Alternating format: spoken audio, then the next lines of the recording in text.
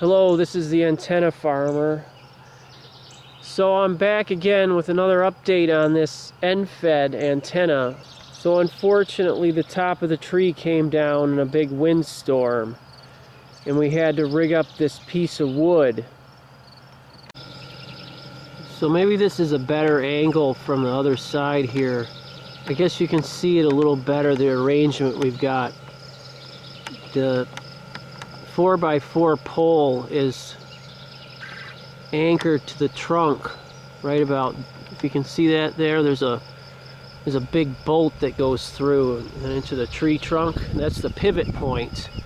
And then it was supposed to go fully vertical, but it was, you know, the height where this is at and the tree is kind of awkward, and we didn't want to be goofing around too much at the top of the ladder and stuff, so we kind of just let it be the way it is. It's good enough. And it gets about to this point, and that's as vertical as it gets. You can see the rope arrangement. There's an eyelet right about there. You can see where that one rope comes off. And it's anchored off to the left. And there's another rope. There's an eyelet at the bottom of the pole.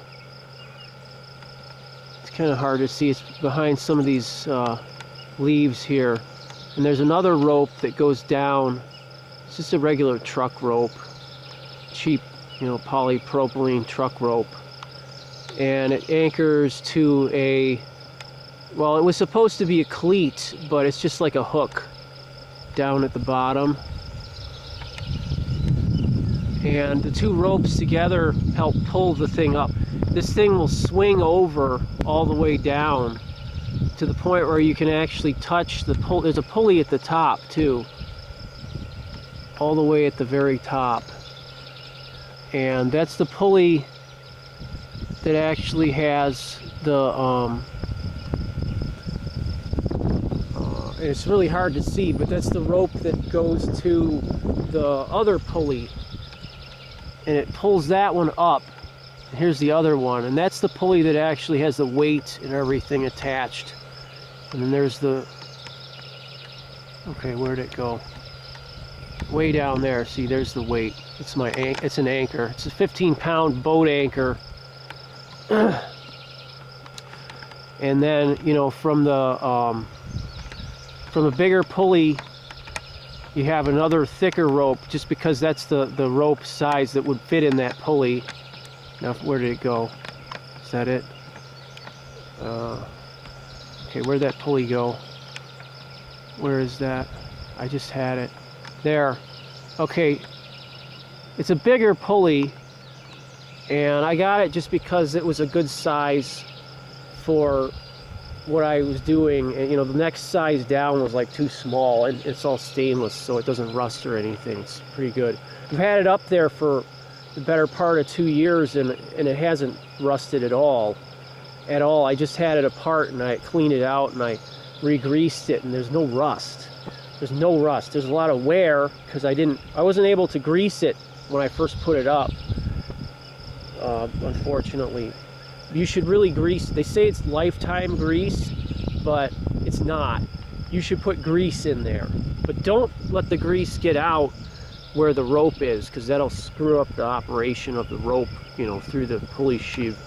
So that just goes to the feed point, or the L point, I guess is what you could call it, where the wire, the actual antenna wire, goes down to the feed point. And I want to tell you about these knots that I used here. So this knot here, I think what I had to tie here was an anchor hitch. And whenever I tie either an anchor hitch or a round and turn, I use a stopper knot. And the stopper knot I like to use is the ash leaf. I don't like to use figure 8 as a stopper, and I especially don't like to use just the regular overhand knot or the double overhand either, because they just jam up too much and then they're too hard to get out later. Because you do need to get the knot, you need to get the stopper out in order to undo the whole knot.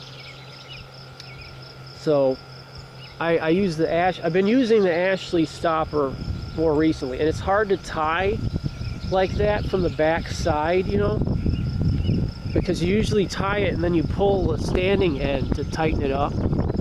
But you can't do that because then your stopper is going to be pulling out from the knot that it's trying to stop up. It's kind of hard to explain, but hopefully you can understand. So you kind of have to go around and pull the rope around a couple of times, but once you get it, it's pretty good and it won't move much. And you can see here's this is just a block. I used 2 pieces of this PV, or no, yeah, it's PVC, right? Yeah, I think it's PVC lumber as a pinch block, and there's 2 bolts that go through and pinch the wire, and there's a little piece of rubber hose in there too, just so that the come on, tripod, work with me here, just so that the pieces of PVC lumber do not jam up on the wire and mess up the insulation on the wire. And that's been working really well, but you have to get it really tight, and over time the PVC lumber will start to bend a little, so you have to, like, whenever you get it down, you have to make sure it's still snug. But that's worked really well. You know, it's just 2 pieces of PVC lumber, you know, it's like a 1x lumber, and they just pinch together on the wire like that. And I used another one because you can't tie knots in wire. Like, you should never tie a knot in a wire. It's just really bad practice because it can make the insulation come off. And then when the insulation comes off, you're going to have major corrosion problems. And it really dramatically reduces the life of your wire. So you can see here, this is the other end of the wire, the far end, what I call the far end. And there's another one of those pinch blocks. And there's a dog bone. You can see it just below the, well, I can't really point at it, but you know, just below the pinch block is a dog bone. And the dog bone is the insulator. And it's another piece of the same type of PVC lumber. And it's just got 2 holes drilled in it. One hole for the rope that goes further back to the oak tree, and another hole that the wire goes through. The wire just goes through one time in a loop and through the pinch, back through the pinch block. So it goes through the pinch block twice. And then when, you know, as I tuned it up, I put the excess wire around the other, you know, the rest of it. I just twisted it around. And this especially has to be kept really tight because there's 2 pieces of, well, it's the same piece of wire, but you know, it slips through there twice. So, but once you get it tight, it will not slip. It won't slip, especially with it twisted like this. I mean, you can't just leave it dangling, of course, but when you twist it around like this, it doesn't move. It's really sturdy, and it'll keep tune and everything, and it'll stay at its wherever you tune it up. So it's pretty good. And then on the other side of the dog bone, I used, and this type of arrangement here, especially if it's raining, and again, my tripod won't cooperate with me here. Okay, there we go. Especially if it's raining, ooh, you can actually see it going back and forth like it's supposed to. We got a little bit of a breeze, but anyway, that rope, when it becomes saturated with water, might conduct electricity all the way back to its anchor point at the tree. So I put in a dog bone, but this dog bone, this type of dog bone with PVC lumber like this, it's probably not good for a whole lot of volts.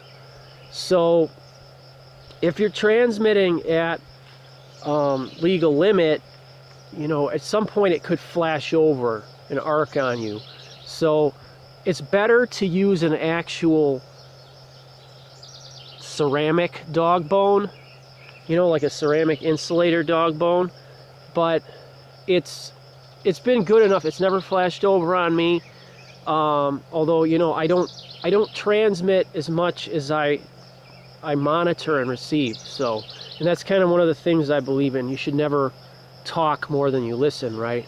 It's just good etiquette, right? So then the other modification, so this rope now, where'd it go? You zoom out just a little bit, everything disappears. Okay, so this rope, ooh, it doesn't really want to focus on that rope, but there's a rope there.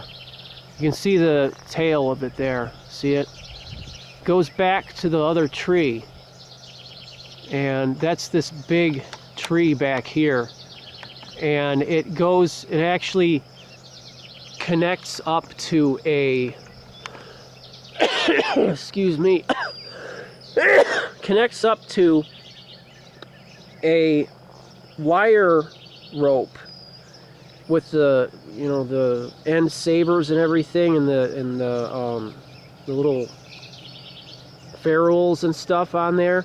It's just a regular wire rope, like what you would use for guy wire. And the reason I switched from using regular rope to like a guy rope that's steel wire rope is because the tree was actually just destroying the rope. The wind and everything, you know, with the tree moving back and forth and the branches rubbing on the rope, was destroying the rope.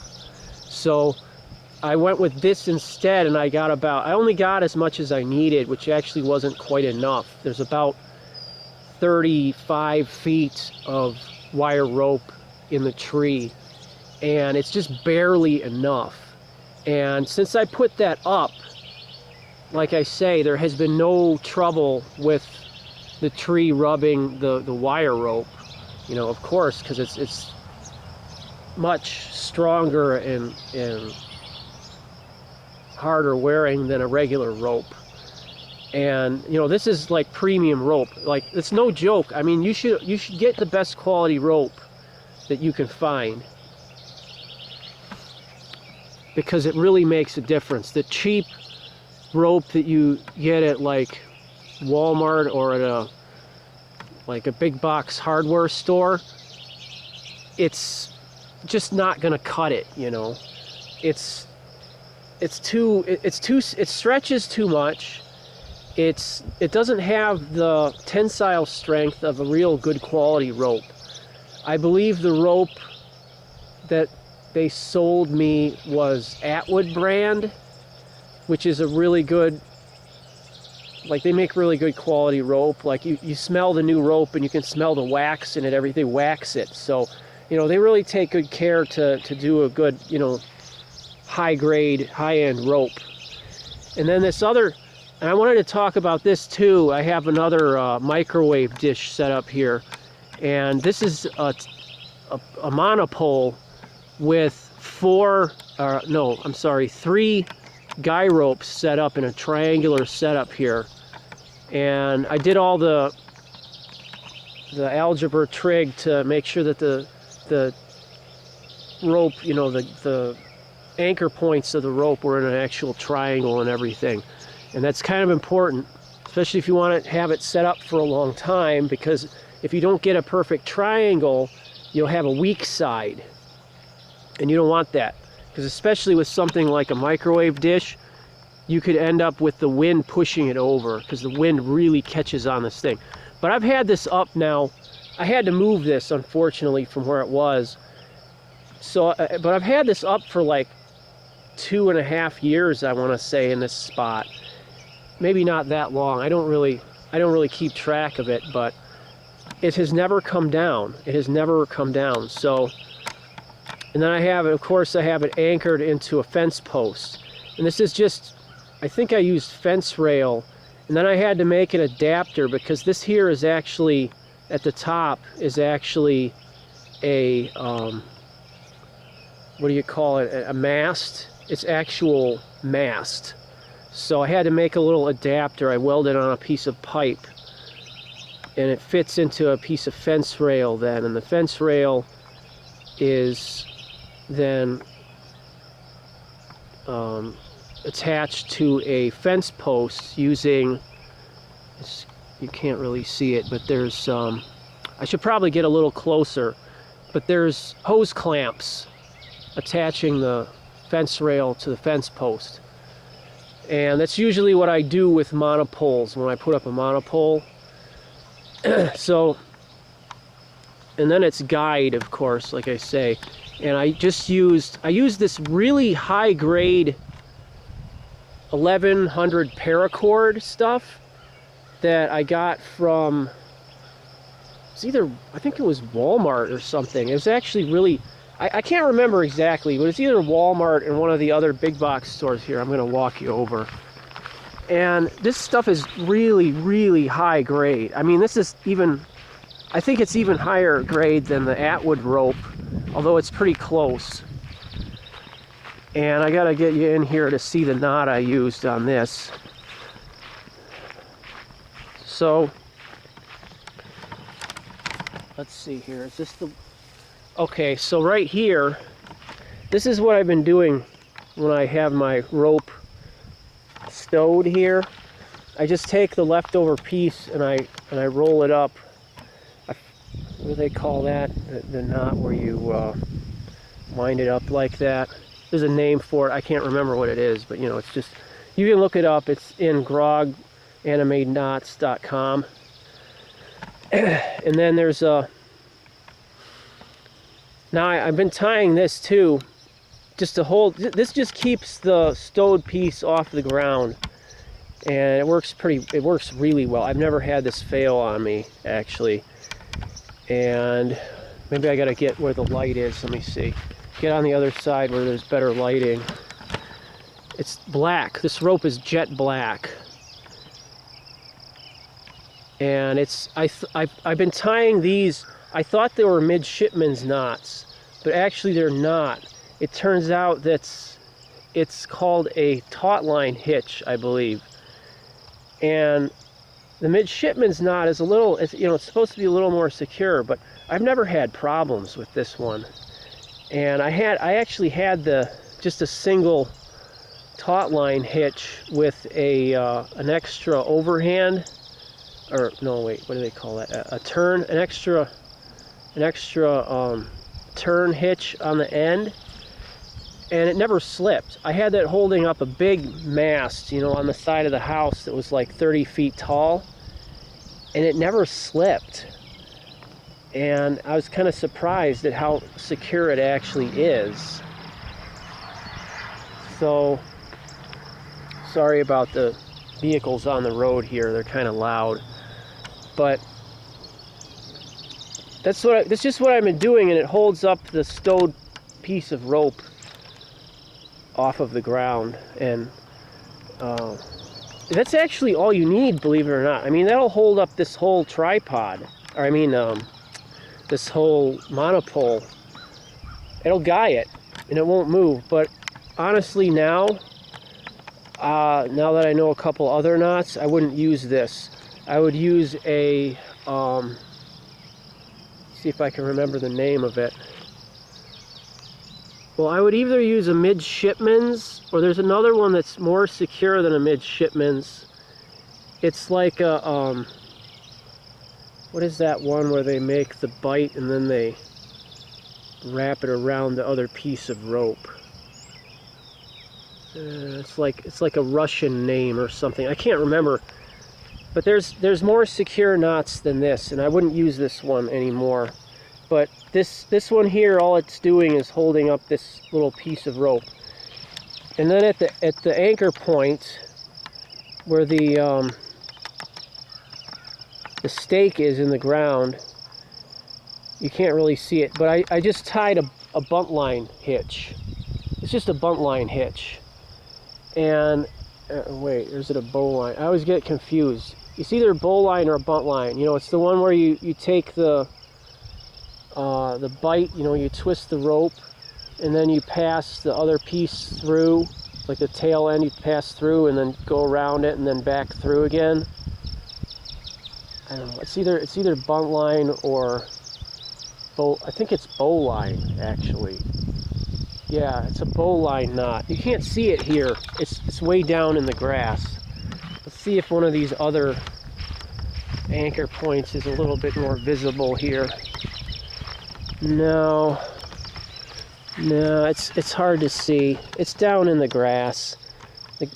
Here, maybe I can kind of move the grass out of the way.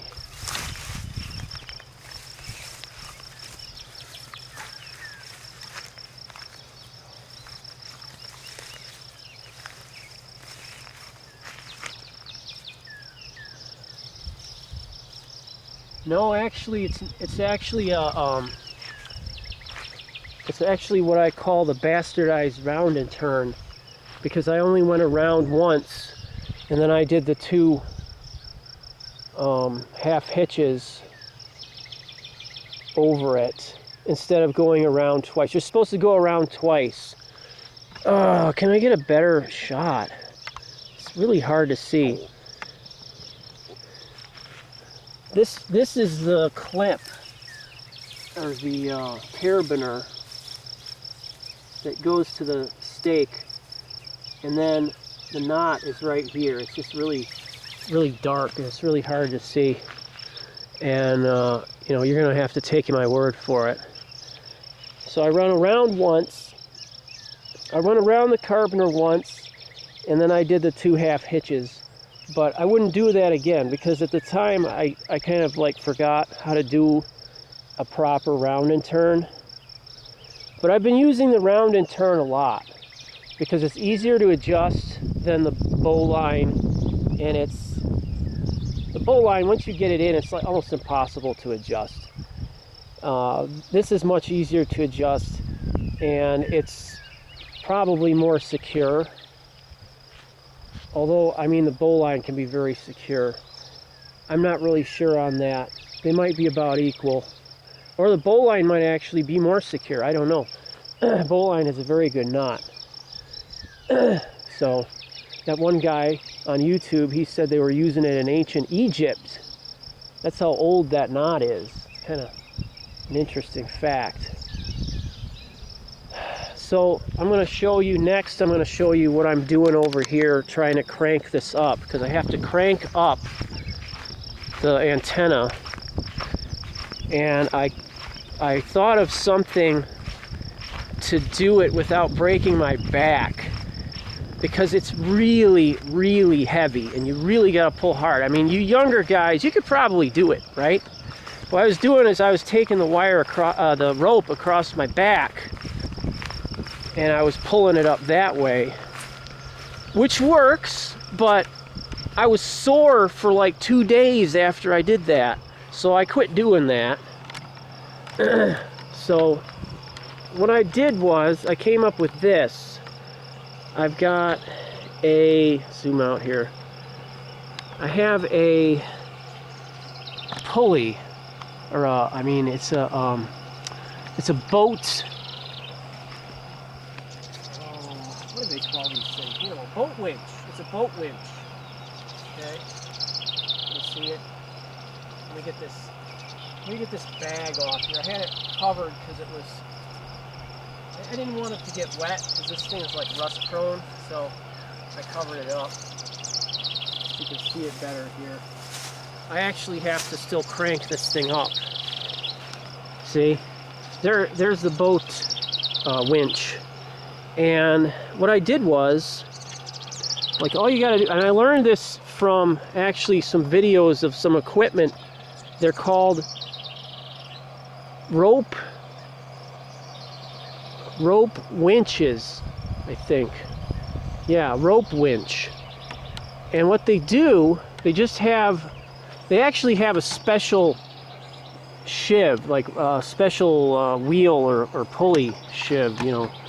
And they wrap the rope around like 3 or 4 times. Can I get in here or what? So you can see you have this here, this reel part. And what I've done is, if I can get over there, there it is, okay. So I wrap the rope 4 times around it, just like they show, you know, and they have a special, it's curved, you know, that way it keeps the rope down in the middle. And that would help a lot more. This isn't really ideal for doing this, but this actually works. As long as there's enough tension on the side of the rope that's going up, you know, out to what you're pulling, this actually works fine. So you can see how high I got it. I pulled it almost all the way up, just like that. And it's not attached to the pulley in any way. It's just slips, you know, it slips on the pulley like that. And you have to take the other end of the rope and pull to set the rope in the pulley as you crank. And I actually got an idea about that. I got a weight I'm going to put on there, so the weight will pull while you're cranking, so you don't have to pull with your other arm because it gets kind of sore after a while and stuff. So I got a weight I'm going to put on there, and that's all you have to do, and that cranks the antenna up. And then that rope goes up to the pulley at the top. I can't even get it in frame, it's so high. Let's see, I gotta tilt this back all the way at the top. That pulley right there, see? And then that pulley goes and holds this other pulley, the one that holds the anchor. And so I hope you can get a sense of what I have here, because it's a little much for, you know, a casual discussion. I don't like to talk about this with laymen, you know, that's kind of, it's too complicated. But, you know, and then, oh, I was going to show you this. I'm using, this is the rope coming down, holding up the piece of wood. And I've been using on this the trucker's hitch, or as I like to call it, the McTruckman's hitch. And it works really well. You can get a lot of tension on it. It's the automatic McTruckman's hitch. And, you know, and then I just take the excess rope and I tie it up here with, I'm running out of batteries, so I gotta hurry up here. And I tie it up with another taut line hitch, and that holds the excess rope up high off the ground where nobody can, like, just grab it or anything. Another thing you gotta worry about is bird droppings on your rope. And I've got a pretty bad problem here with this tree and stuff. And I gotta cover it with, I was thinking maybe I would cover it with like a water bottle or something, like a big gallon or 2-gallon water bottle. That was my idea anyway, but it needs to be covered because the birds are really bad. And it's not good for the rope. And I don't want that on my hands because, you know, that birds carry diseases and stuff. So anyway, I hope maybe that gives you an idea what I'm doing here, and my battery's about ready to die, so I gotta wrap it up. Okay, and this has been the Antenna Farmer, and thank you for watching. If you like the video, put a thumbs up, and it really helps me. Thank you very much. Have a nice day.